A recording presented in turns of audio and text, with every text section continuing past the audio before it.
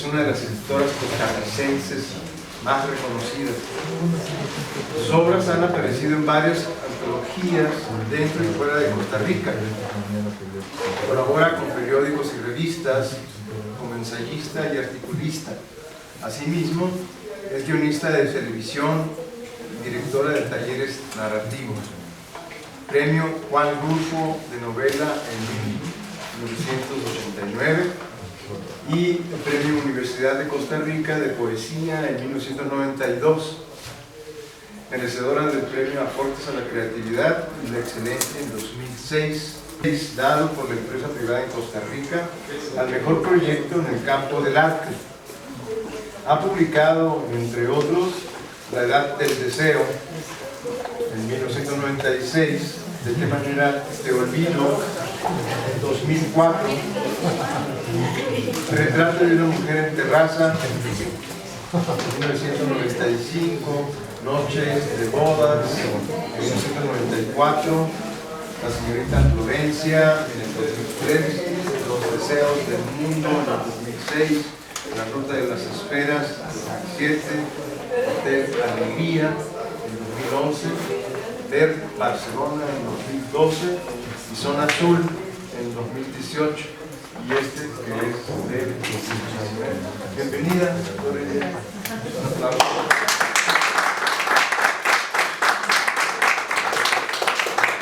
Adelante, estás en tu casa abierta. Muchas gracias.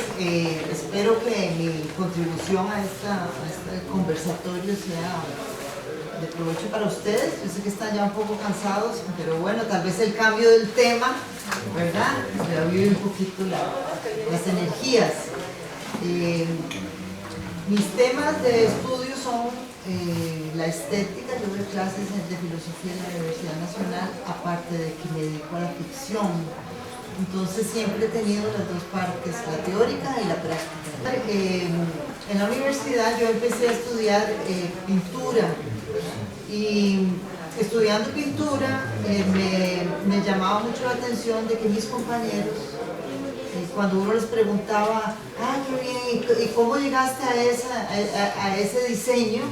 Ya, yo no sé, nada más llegó. Y también cuando estaba estudiando filosofía, veía que la gente, mis colegas, tenían un gran prejuicio sobre las artes materiales, la materialización del arte. De hecho, a mis alumnos de filosofía del arte, porque yo doy filosofía del arte, les pongo como parte del trabajo final que un aspecto teórico, una investigación teórica, un complemento práctico. Y los estudiantes de filosofía realmente se ponen nerviosos porque nunca en la vida han tocado con la mano algo de materia, ¿verdad? Y no entienden por qué. Yo se los tengo que argumentar y explicar por qué yo los obligo a descender, ¿verdad? Porque el logo siempre está por encima, a descender al círculo de lo material, donde tienen que agenciarse con un pincel, o con arcilla, o con madera, o con algo, y darle forma material a una idea sobre arte.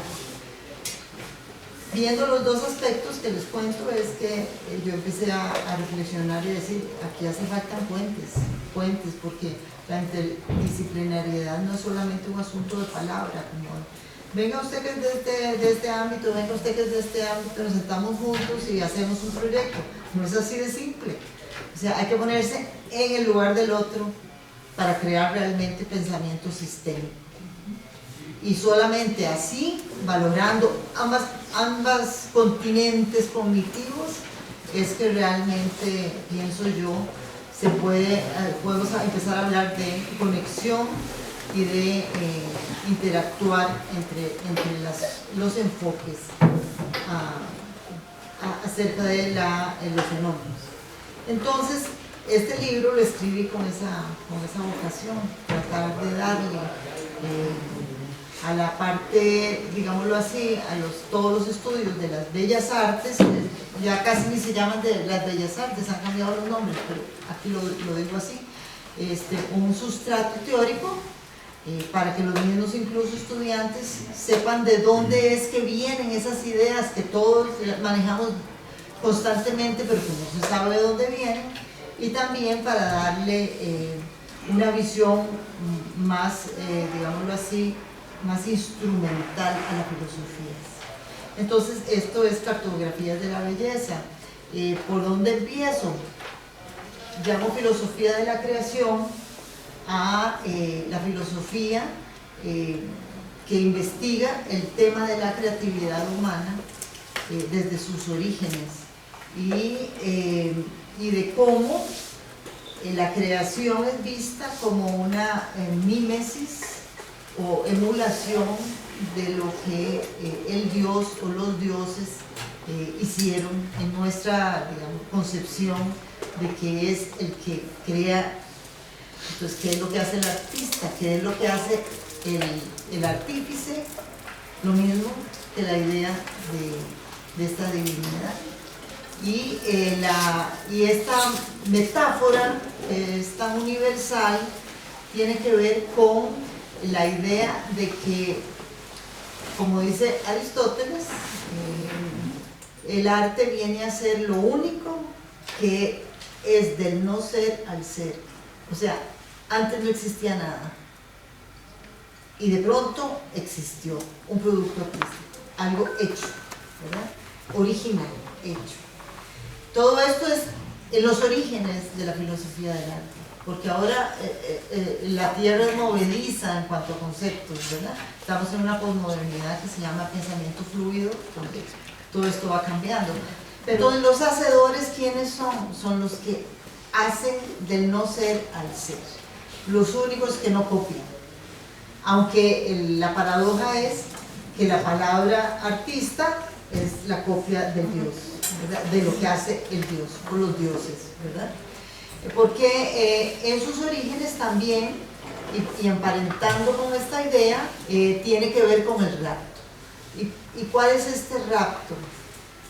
Es el rapto que hablan menciona todos los pueblos fundacionales, de que el artista, este hacedor o artífice, de pronto no es cualquier persona, sino que es un elegido que es raptado o por las musas, o por esos dioses, o para los griegos por unos daimones, que de ahí viene el origen de la palabra demonio, que no es mala, eran unos pequeños geniecillos que me aparecían, que nos aparecían y que me provocaban humores diversos. Todavía hay religiones que mantienen la idea de estos genios, de estos humores que si vienen y me poseen, me vuelven rabioso o violento, o me raptan la conciencia y la razón, me raptan lo que yo soy.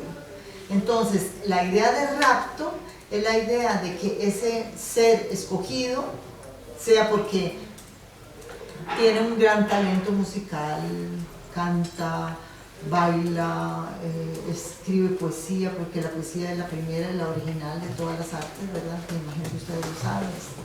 De ahí vienen todas las otras artes, y es esa vocación que tiene el ser humano evolutiva de la música, del sonido y de la vibración, y de ahí es donde vienen después las otras artes. Pero originalmente entonces este ser es raptado de su conciencia, de su identidad, de su sí mismo, para que la musa o el dios, y ese es el método de la antigüedad y es el método teofánico de los orígenes del arte, expresara lo que los dioses, en el mundo perfecto de los dioses o en el mundo de lo absoluto y de la permanencia absoluta, me insuflaba y yo se los daba a los demás. Y por eso el arte es maravilloso. Ese es el origen, ¿verdad? A partir de esta, digámoslo así, de esta historia original del arte, empiezan a aparecer los aeodos, y los poetas, poiesis, como los creadores, que ese es el origen de la palabra poesía. No sé si ustedes lo saben, es creación en realidad. empiezan a originarse pequeños discursos que tratan de explicar cómo ocurre, cuál es el método que tiene. Platón, están dos grandes filósofos, Platón y Aristóteles. Platón, él sostiene la idea del rapto y sostiene la idea de que hay seres, no todos, no es cualquiera, que tienen acceso a esas posibilidades del mundo de lo perfecto. Aristóteles dice no, cualquier ser humano, si es adiestrado, si tiene método, puede llegar a ser, desarrollar sus talentos, puede llegar a ser un artista. Y empieza la época de los métodos, del inicio de los primeros métodos.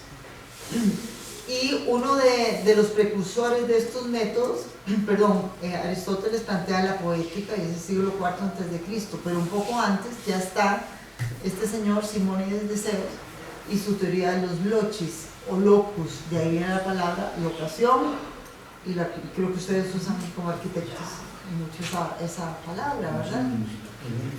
Es el lugar, la locución, el locker para guardar las cosas también, ¿verdad? Y en ese tiempo, obviamente, como no existían los libros, como nosotros manejamos la información ahora, pues era narrada sobre todo, y había que adiestrarse en el liceo, ¿verdad? Había que saber, había que desarrollar la memoria. Entonces, este señor origina el método de la mnemotecnia de una manera muy casual. Hubo un siniestro, un incendio, y se destruyeron varios edificios en Atenas. Y él fue capaz de recordar, bueno, no se sabía quiénes eran los que habían muerto en X edificio, en X lugar. Entonces él fue capaz de llegar al edificio y enfrente del edificio, con su memoria, recordar y poder decir, no, los cuerpos quemados ahí fueron los de fulano, fulano, fulano. ¿Cómo fue que hizo él eso? Se imaginó el edificio, y dentro del edificio, en su mente, llegó al edificio y puso en las diferentes estancias que tenía el edificio, le puso banderillas de colores, identificó los lugares con colores, y según los colores, él fue relacionando los colores con lo que hacían las personas que estaban ahí. Entonces tenemos aquí tres cosas muy, muy interesantes, importantes. El loci, el locus, el lugar, emocionalmente el color, o sea, y la persona y lo que hacía. Entonces se dieron cuenta que era mucho más fácil recordar así, que simplemente una lista de información. ¿Por qué era más importante recordar así? Porque estaba uniendo un espacio, y para el cerebro es importantísimo el espacio, el lugar. El cerebro humano funciona, nuestro cerebro funciona a partir de lugares, de espacios materiales, más la emocionalidad de la percepción del color. Y eso hace que los recuerdos sean más duraderos. Entonces, aparte de esta anécdota que les estoy contando, que origina el método mnemotécnico, empieza a darse lo recordado como un factor muy importante para la creatividad y para hacer creaciones artísticas. Porque nos damos cuenta de que son los recuerdos los que nos movilizan para la creación. Es lo que tiene la mente, no hay otra cosa más que los recuerdos. Ahora sabemos que los recuerdos no son, como siempre se ha considerado, como una tarjeta postal, como esta tarjeta, ¿verdad? Y yo digo, quiero recordar el mar en Noruega, entonces lo recuerdo así, así lo recordamos, porque no existen tarjetas postales definitivas en los archivos de nuestra memoria. Lo que existe son, ante el llamado de la memoria de X recuerdo, surgen de diferentes partes del cerebro las percepciones, sea en color, en forma, en distancia, en cálculos de tiempo, y hacen la tarjeta postal en ese mismo momento. Entonces no hay un recuerdo único de nada. El cerebro constantemente edita tus recuerdos. Y así lo haremos mañana y se van a acordar lo que yo dije de otra manera y así sucesivamente. Pero entonces, ¿qué es lo que maneja el cerebro como materia? Estamos hablando de la mente, estamos hablando de filosofía de la creación para hacer arte. No hay nada allá adentro más que lo que llamamos al recuerdo. Y llamamos al recuerdo no porque es del pasado, sino porque es el recuerdo de nuestro oficio, nuestras destrezas, nuestra capacidad de síntesis, nuestra comprensión de todo lo que ustedes aquí han hablado anteriormente. Llamamos, convocamos y hacemos del no ser al ser. Ahí empiezan las primeras grandes ideas sobre la filosofía de la creación. Esta imagen que puse aquí es reciente, no sé si alguno ya la había visto, pero para mí es sorprendente la capacidad que tiene el ser humano de imaginar basándose en lo que ya les acabo de comentar. Este es un artista de la NASA, o sea, la NASA tiene artistas, la NASA tiene gente que está imaginando a la par de los métodos científicos. Y con la información que le da el método científico, él recrea e imagina cómo era la antigua Tierra. Y se supone que esta es la época de los meteoritos que destruyeron a los dinosaurios, etc. Si a mí no me dicen eso, o yo estoy en secundaria y me dan un libro de ciencia y me dan esa imagen, yo creo que es que así fue, ¿verdad? Y traslado la ficción a la certeza científica. De hecho, ¿cuántos libros de ciencias con los que estudiamos ya están totalmente caducos y dicen mentiras o cosas que no son? Entonces ya vemos que es el fenómeno de lo social también implicado en el fenómeno de la ciencia. O sea, la ciencia también se nutre de la ficción. La certeza se nutre de la ficción a unas dimensiones que uno ya ni se imagina. Entonces, ¿qué es lo importante aquí? Lo importante es reconocer que el recuerdo emocional es el que conmueve y moviliza emociones, siendo el detonante del proceso creativo. Y se recuerda con el cuerpo. Primero, conmover. ¿Qué significa etimológicamente la palabra conmover? Conmover, moverse con, ¿verdad? Entonces, me moviliza a mí. Cuando yo digo me conmueve algo, es que me está moviendo las emociones, como a los antiguos demonios, daimones, me movían las emociones, solo que en aquel tiempo se imaginaban unos bichitos que habían dentro del cuerpo y que me provocaban, me ponían de X humor, ¿verdad? Pero bueno, ahora sabemos que son estos recuerdos emocionales que me convocan a mí y me hacen, además de detonar los procesos creativos, movilizar mis emociones. ¿Por qué se recuerda con el cuerpo? Antes se creía que se recordaba con el cerebro. También hay quien cree que se recuerda con el corazón. Hay quien cree que se recuerda con el thymus, por ejemplo, que es una, o con el hipocampo, que es la parte más emocional del cerebro, ¿verdad? El cerebro viene del hemisferio aquí, que la parte es más antigua, todo lo más antiguo está aquí, el reptiliano, etc. Y todo lo más moderno está aquí, lo más evolucionado. Y en el frente, en la parte frontal, es donde están los conceptos, porque es lo más reciente que tiene el ser humano, que maneja el ser humano, ¿verdad? A nivel de cerebro. ¿Qué es lo que se ha descubierto? Que no es ni con una parte ni con otra, se recuerda con todo el cuerpo, porque el cerebro habita en un cuerpo. En la Feria del Libro de Guadalajara me llamó la atención que un pensador muy reconocido que se llama, bueno, se puede decir Roger Bartra o Roger presentó su libro que es de los chamanes a los robots, chamanes y robots. yo estuve ahí. Fue muy interesante, pero la visión que tenía era una visión que yo no comparto, y es una visión donde hablaba del cerebro y cómo el cerebro no es un cerebro aislado. Estamos hechos los seres humanos con cerebros que necesitan, y su concepto es exocerebros, o la parte de afuera, la contraparte que es lo social para poder funcionar. O sea, el cerebro no funciona sin el exocerebro.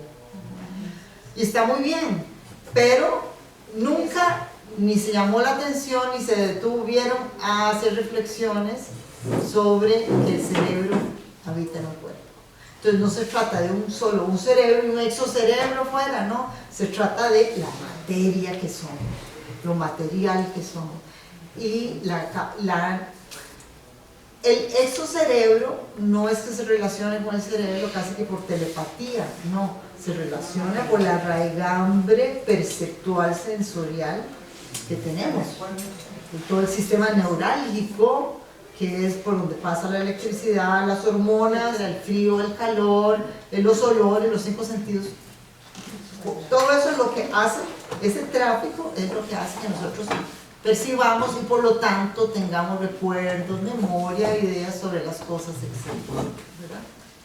Lo que dije al inicio, que todo lo material está diferenciado de todo lo conceptual. Y eso se mantiene en todas las áreas del conocimiento. Es algo que tenemos que cambiar, porque no es así, ¿verdad? Porque no es así. Entonces, yo menciono aquí a Heller porque es una filósofa fenomenal. ¿Sí? Ella hace una excelente sistematización de la Escuela de Frankfurt y del fenomenalismo, y hace una excelente interpretación de la teoría de los sentimientos, ¿verdad? La teoría de los sentimientos, en tanto que el artista, dice ella, es el que llama a la implicación, el que casi que como en un escenario teatral es el que convoca que la luz ilumine el foco de la implicación, donde yo me implico y se da el fenómeno de la luz. Si no hay implicación, por lo que dije anteriormente, si no hay emocionalidad compartida, conmoción en ese sentido, no hay arte, ¿verdad? Entonces el valor de las emociones en el arte va creciendo en importancia, se va visibilizando, ¿verdad? Y no es un asunto nada más de mi yo con la representación artística, es un sistémico y se desborda en muchísimos de estos aspectos. Al final yo involucro el tema de la neuroestética, porque yo doy un curso de neuroestética, y se ve como el instrumental que aporta la neuroestética, como digámoslo así, neurociencias aplicadas dan muchas evidencias de lo que sucede en el cerebro cuando el cerebro contempla cosas que le gustan y la belleza de las cosas, ¿verdad?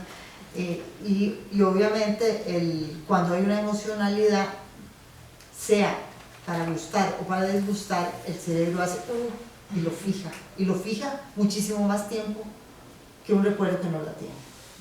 Entonces esto lo han utilizado muchísimo en el neuromarketing para vender y para hacer tendencia y para mercadear, y es algo que todos tenemos que tener en cuenta. El mundo ya no es igual, ¿verdad? El mundo ya no es solo un ser humano creando y las mejores voluntades del mundo para transformar y adaptarnos.